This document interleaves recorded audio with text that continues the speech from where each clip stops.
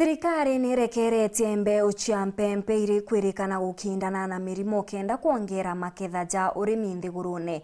Akiaria kiri kiatho gia kurekeria MBEU iji Minister wa urimi na ndethia CS Linturi augite THIRIKARI ikongera ataramu ba kuthuja MBEU iri kwenderwa arimi na itiagirite. Augite bobo bukarigiria anene kweja gwa MPEMPE chiri na murimo thokone.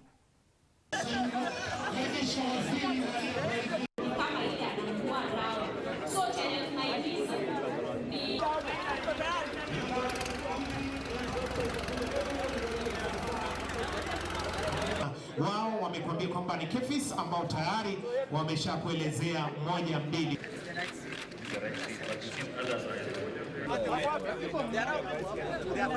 Let us know that agriculture is our business.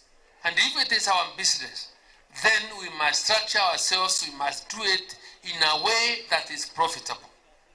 Na niwaambie tuheshimu wakulima tafadhali. Mimi ni mkulima na nataka heshima. Na wandozi wetu wa taifa hili ambaye ni 6.4 million wale tumeandikisha kuchalisha chakula na ambao tunataka kuwasaidia, ngawa na waja tufikirie vile tutaweza kusaidiana. Mtu aheshimu yule mkulima amesalisha ile mboga ili ile mboga isinunuliwe shilingi 50. My ministry and the greatest mandate of my ministry is to ensure that there is food and nutritional security in Kenya. My appreciation goes to the farmers of this country that have winded to our core of coming out and working day and night to feed this country, to make sure the country runs away from the shame of reliance on relief food. Kwa hivyo wakulima nyinyi, vile mumeona serikali imetenga pesa ya kupata fertilizer, mbegu tumeleta. There is no reason to why now we will not be able to manage our post-harvest losses, which contribute to 40% of loss of food that we grow as a country.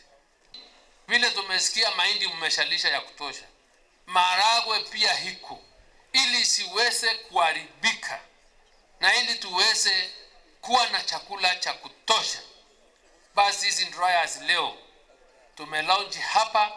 Ni yule mkulima yeyote pale, usingoje mahindi yako iharibike ama maharagwe, leta hapa ukaushiwe, uweke kwa store hapa ama kwa yako, ili tuweze kuhakikisha tumefanya storage cha sawa na mahindi yetu in the right most account levels, ili siweze kuharibika. Hii ni kazi ya serikali.